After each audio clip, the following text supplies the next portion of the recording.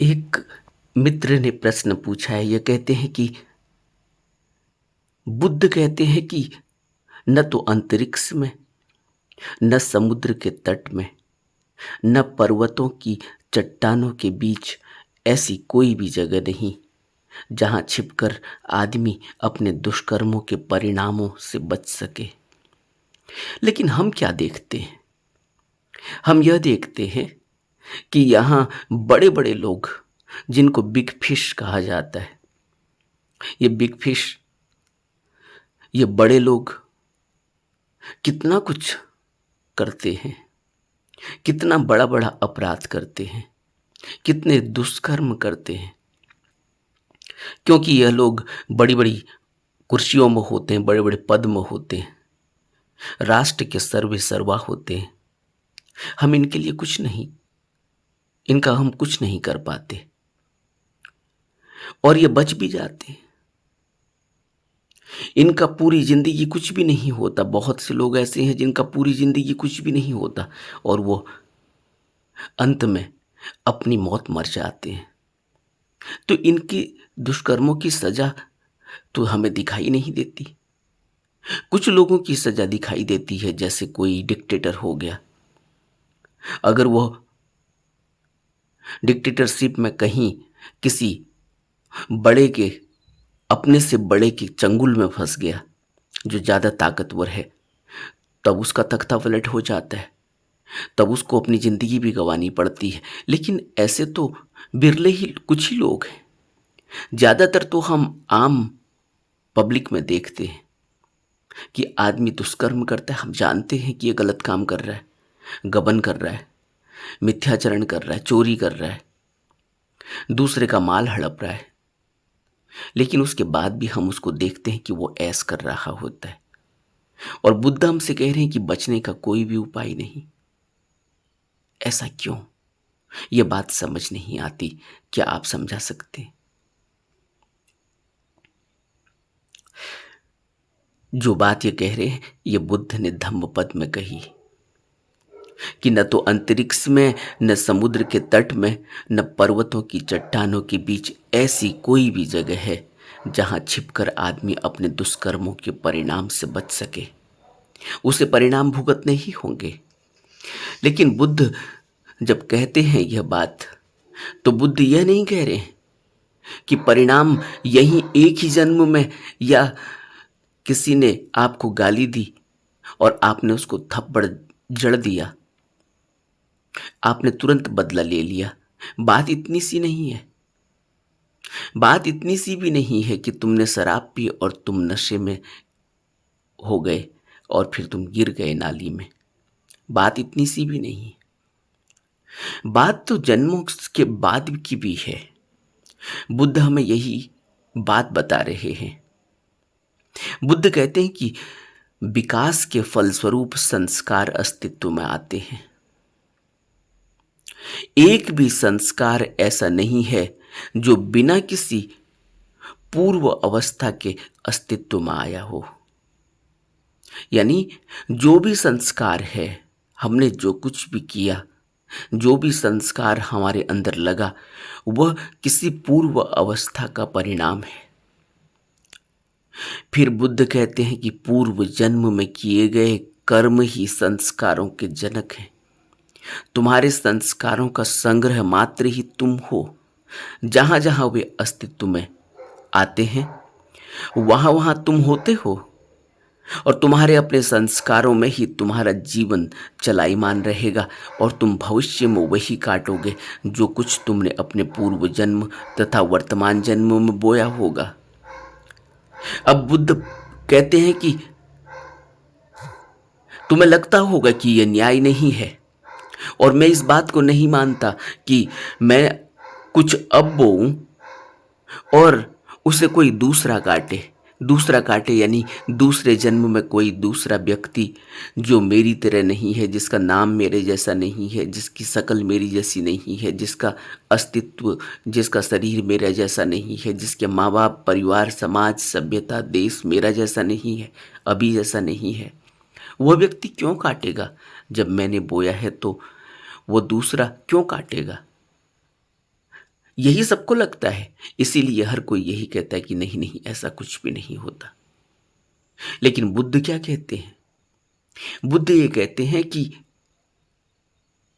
जो कुछ तुम बोओगे उसे तुम ही काटोगे, दूसरा नहीं। अगर तुम ईख अपने खेत में बोते हो, ईख यानी गन्ना, तो तुम गन्ने की फसल काटोगे। गन्ने का स्वाद मीठा होगा, तुम उसे चखोगे। और अगर तुम मिर्च बोओगे तो मिर्च की फसल तुम काटोगे। मिर्च की फसल का स्वाद तुम्हें ही मिलेगा। बुद्ध आगे कहते हैं कि सोचो कि एक आदमी जो दुखी है, दरिद्र है, ऐसा अभी दिखाई दे रहा है, उसकी परिस्थिति बहुत ही नाजुक है। लेकिन जब वो लड़का था, जब वो जवान था, जब वो कुछ करने लायक था, कर सकता था, तब वो आलसी था और निकम्मा था। जब वो बड़ा हुआ तो उसने कोई भी कला नहीं सीखी, उसने कोई हाथ का काम नहीं सीखा कि वो अपनी जीविका चला सके। तो आज तुम इस आदमी को देखते हो, अगर क्या तुम यह कहोगे कि उसका दुख उसकी अपनी करनी का फल नहीं है? उसी के साथ दूसरा बच्चा भी उसका दोस्त था, उसके साथ स्कूल पढ़ता था। उस बच्चे ने पढ़ाई करी और यह स्कूल बंक करके, स्कूल की पढ़ाई छोड़ के आवारा घूमने लगा। और वो बच्चा स्कूल में रोज जाता, रोज पढ़ता, उसने विद्या पाली और वो आज जो उसने सीखा उसके बल पर अपनी जीविका चला रहा है। और यह जिसने पढ़ाई नहीं की, जिसने कुछ सीखा नहीं, विद्या नहीं ली, यह व्यक्ति आज दुखी है, दरिद्र है, क्योंकि यह आलसी और निकम्मा था। तो क्या तुम यह कहोगे कि उसका दुख उसकी अपनी करनी का फल नहीं? क्योंकि यह प्रौढ़ आदमी अब वह व्यक्ति तो नहीं है जो लड़का था जब ये स्कूल जाता था, छोटा बच्चा था। और आज तुम इस आदमी को देखते हो, क्या तुम इन दोनों आदमियों को अलग अलग देखते हो? क्या ये एक ही आदमी है जो कल बच्चा था, आज बड़ा हो गया है? तब बुद्ध कहते हैं कि तुम अंतरिक्ष में, न तो समुद्र के तट में, न पर्वतों की चट्टानों के बीच में, ऐसी कोई जगह नहीं है जहां तुम छिपकर अपने दुष्कर्मों के परिणाम से बच सकोगे। साथ ही तुम्हें अपने शुभ कर्मों के अच्छे फल भी निश्चित रूप से भोगने पड़ेंगे। तुम उससे भी नहीं बच सकते। बुद्ध कहते हैं कि एक और उदाहरण से समझो। जो आदमी एक लंबे समय तक घर से बाहर रहा, जब वो घर लौटता है तो उसके मित्र, उसके सगे संबंधी घर लौटने पर उसका अभिनंदन करते हैं, उसका वेलकम करते हैं। उसी प्रकार जब आदमी परलोक की यात्रा करता है तो उसके किए हुए शुभ कर्मों के अच्छे फल ही परलोक में भी उसका अभिनंदन करते हैं। अब बुद्ध इस लोक और परलोक की भी बात करते हैं। परलोक हमारी समझ में नहीं आता क्योंकि परलोक से हमारा कोई अनुभव नहीं है, लेकिन बुद्ध का तो अनुभव है। क्योंकि बुद्ध कहते हैं मैं तो तीनों काया में रहता हूँ। निर्माण काया में भी हूँ जिसमें तुम मुझे अभी देख रहे हो, स्थूल काई, और मैं संभोग काई, उस प्रकाशमय काई, उस स्वर्ग के सुखों को, उस अनुभूति को भी भोगने वाला हूं। मैं संभोग काई में भी रहता हूं, जिसको प्रकाश काई कहते हैं, उस अवस्था में भी रहता हूं, यानी सूक्ष्म अवस्था में। और मैं सत्यकाय या धम्मकाय या ब्रह्मकाय जो भी कह लो, उसमें भी रहता हूं, जो अमूर्त है, जो दिखाई नहीं देती, जो हर जगह मौजूद है। लेकिन हमें न तो धम्मकाय का पता चलता, न हमें संभोगकाय का, प्रकाशकाय का पता चलता। हमें तो सिर्फ स्थूलकाय, निर्माणकाय दिखाई देती है, जो बिल्कुल सामने है, जिसको हम अपनी नंगी आंखों से देख सकते हैं। लेकिन बुद्ध कहते हैं कि जब आदमी परलोक की यात्रा करता है तो उसके अच्छे शुभ कर्म का फल ही परलोक में उसका अभिनंदन करते हैं। लेकिन यह परलोक का अभिनंदन हमें समझ में नहीं आता। बुद्ध से भिक्षु एक भिक्षु भी नहीं कह सकते, एक सीकर, एक इच्छुक जो बुद्ध की बातों को समझना चाहता था, प्रश्न करता है कि आपके धर्म की श्रेष्ठता में अब मेरी श्रद्धा है, लेकिन अभी भी मेरी आंखें प्रकाश की चकाचौंध को सहन नहीं कर सकती। लेकिन अब मैं समझ गया कि कहीं कोई आत्मा नहीं है। अब सत्य मुझ पर प्रकट हो रहा है। अब मुझे यह समझ में आ रहा है कि कोई आत्म भाव जैसा नहीं है, कोई आत्मा जैसा नहीं है। और जो मैंने पशुओं की बलि चढ़ाई, इस पशुओं की बलि चढ़ाने से मेरा क्या फायदा होना था, यह भी मुझे अब समझ में आ रहा है। यह पशुओं की बलि चढ़ाने की बातें, यह मंत्र जंतर की बातें सब बेकार की हैं। लेकिन जो अनंत जीवन है, उसका मार्ग मुझे कहाँ मिलेगा? मुझे तो सभी वेद कंठस्थ हैं। यह पंडित है, बड़ा पंडित है, और कहता है कि तब भी मैं सत्य से दूर हूं। तो बुद्ध कहते हैं कि विद्याभ्यास अच्छी बात है, लेकिन सिर्फ इस विद्याभ्यास से, बाहर की विद्या से, बाहर की समझ से, मन के द्वारा समझ लेने से ही काम नहीं चलता। और यथार्थ ज्ञान सिर्फ साधना से मिलता है। यथार्थ ज्ञान यानी वह सत्य, वह वास्तविकता, वह असल, वह प्रैक्टिकल सिर्फ साधना से मिलता है। अब वेदों में जो लिखा है वो हमने पढ़ तो लिया। आज बुद्ध के प्रवचनों को हम पढ़ते हैं, ग्रंथों में पढ़ते हैं, धम्मपद में पढ़ते हैं, पढ़ के समझ भी लेते हैं। लेकिन उसके बावजूद भी हमारी जो करनी है, वह तो बुद्ध जिस करनी की बात करते हैं उससे कोई मेल नहीं खाती। क्योंकि बुद्ध के द्वारा दिए गए वह प्रवचन जो धर्म ग्रंथों में लिखे हुए हैं, उनसे हमारा जीवन का कोई मेल नहीं है। यानी हम यथार्थ में कुछ और हैं, लेकिन हम जानते हैं कि धम्मपद में बुद्ध ने क्या कहा है। हम बुद्ध की बातों को समझ रहे हैं, लेकिन हमारे जीवन में वो कहीं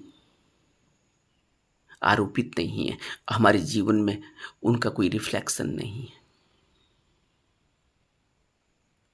इसलिए बुद्ध कहते हैं कि सत्य का अभ्यास करो,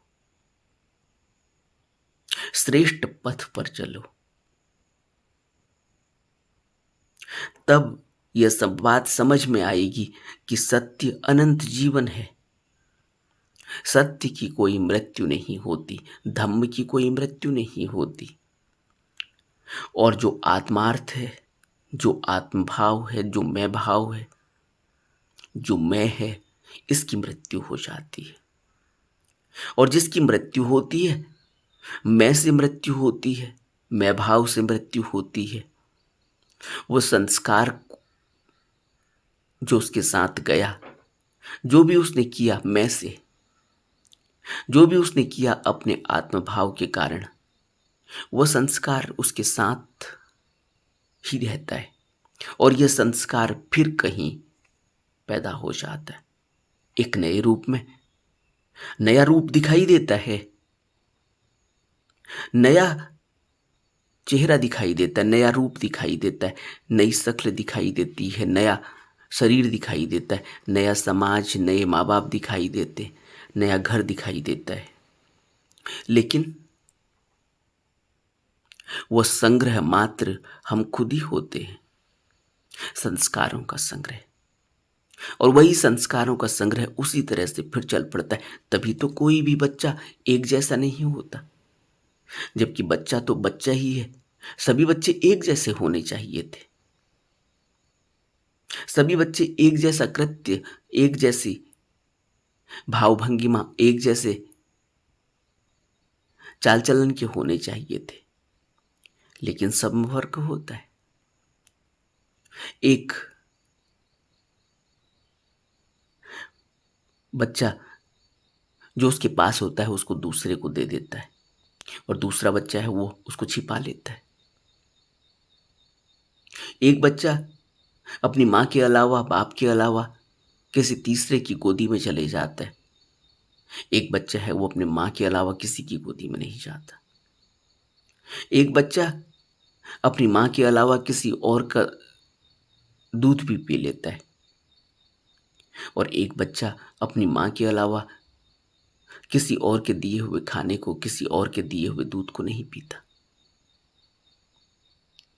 कितना भेद है।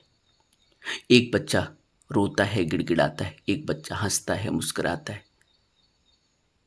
एक बच्चा अपने आनंद में रहता है, एक बच्चे को सहारा चाहिए। वो बिना, जब वो अकेले होता है तो परेशान होने लगता है, रोने लगता है।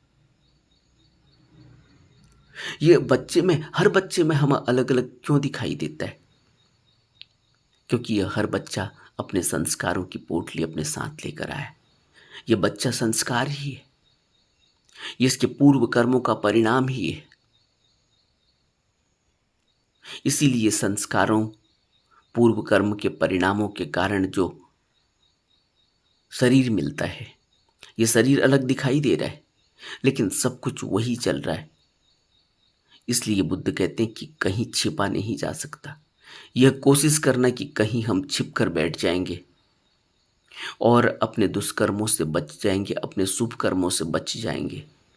बुद्ध कहते हैं कि नहीं, न तो अंतरिक्ष में, न समुद्र के तट में, न पर्वत की चट्टानों के बीच ऐसी कोई जगह नहीं जहां छिपकर आदमी अपने दुष्कर्मों के परिणाम से बच सके या अपने शुभ कर्मों के परिणाम से बच सके। दुष्कर्म और शुभ कर्म दोनों ही निश्चित रूप से उसे भुगतने होंगे। तो यह कहना कि मेरे अलावा दूसरा क्यों भुगतता है, वो दूसरा तुम्हें दिखाई दे रहा है, और तुम्हें भी तो कहाँ पता है जब तुम मर गए तो दूसरा है या तुम ही हो, यह भी तो पता कहाँ चलता है।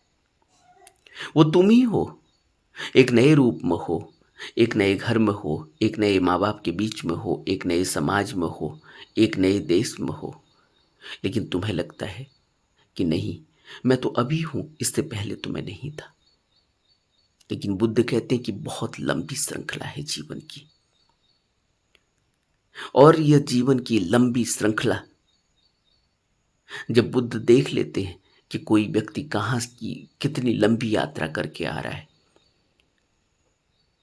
तभी तो बुद्ध हर व्यक्ति के पास जिसके अंदर संभावना है उस तक पहुंच जाते हैं कि इसकी यात्रा अब एक ऐसे मुकाम पर है जहां से इसे बुद्धत्व उपलब्ध हो सकता है, इसको सहारे की जरूरत है। इसलिए बुद्ध कहते हैं कि तथागत तुम्हें रास्ता दिखा सकते हैं, तुम्हारे लिए रास्ते पर चल नहीं सकते, लेकिन तथागत के द्वारा दिखाए गए रास्ते के बिना भी हम नहीं चल सकते। अगर हम ये सोचें कि तथागत ने तो रास्ता दिखाया ही है, हमें तो पता ही है रास्ता, हम अपने से चल लेंगे, तो बुद्ध इस बात को नहीं मानते। और अगर बुद्ध इस बात को मानते होते तो बुद्ध के पीछे इतने भिक्षु, इतना बड़ा समाज, इतना बड़ा संघ नहीं होता।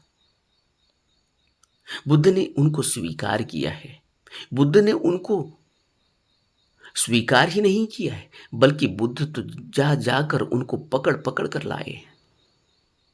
कितनी कहानियां हैं कि बुद्ध अचानक किसी घर में चले गए, बुद्ध अचानक किसी को मिले रास्ते में, उसको अपने साथ।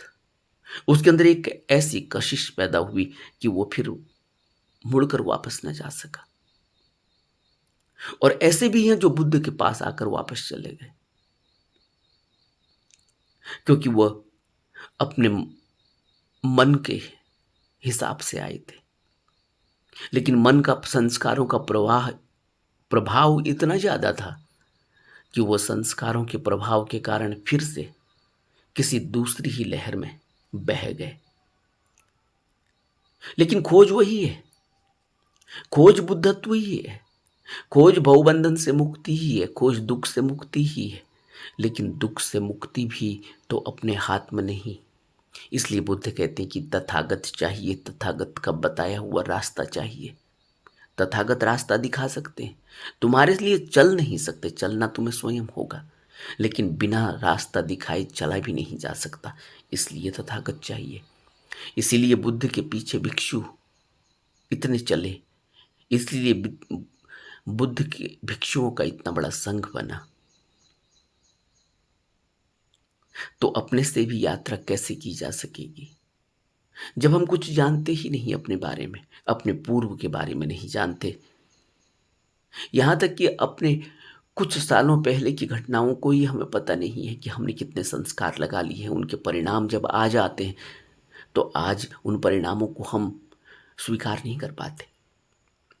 बुद्ध ने अभी हमें उस दरिद्र और दुखी व्यक्ति का उदाहरण दिया है, जिसकी परिस्थिति आज हमें बड़ी ही नाजुक और बड़ी ही दुखद मालूम पड़ती है। लेकिन यही लड़का था जो स्कूल भी जाता था, लेकिन आलसी और निकम्मा होने की वजह से, पढ़ाई में ध्यान न लगाने की वजह से वो कोई काम नहीं सीख सका, वो विद्या नहीं ले सका।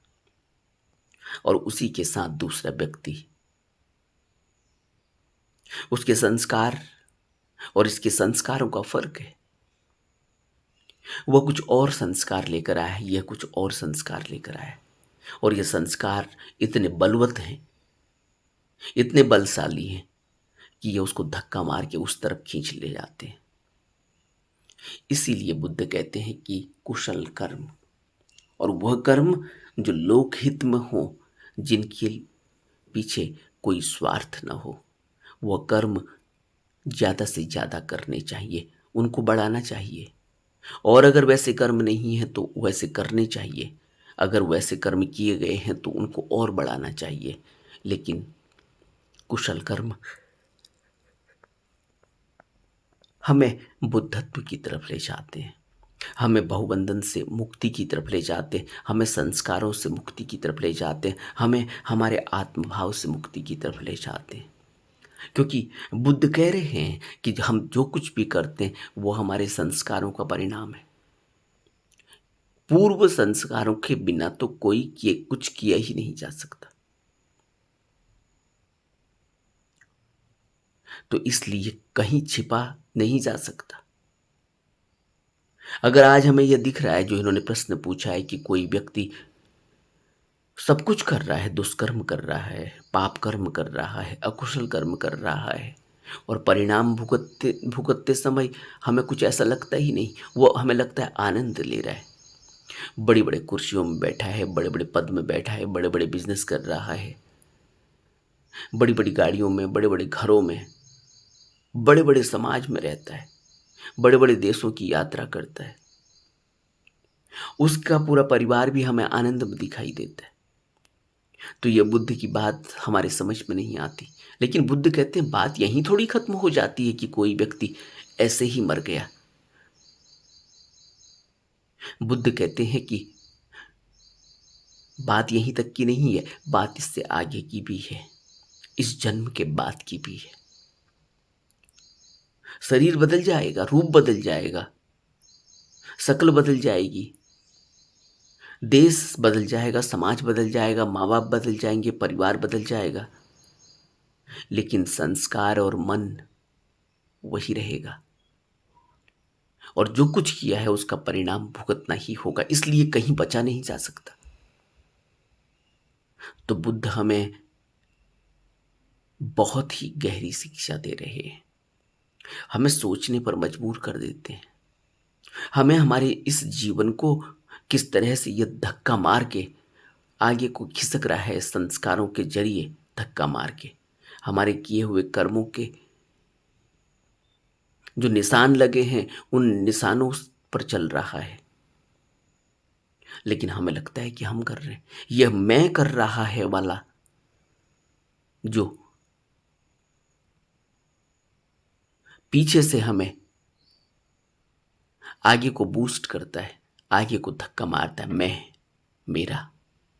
बुद्ध कहते हैं ऐसा कुछ भी नहीं, मैं और मेरा जैसा यहां कुछ भी नहीं, आत्मभाव जैसा यहां कुछ भी नहीं।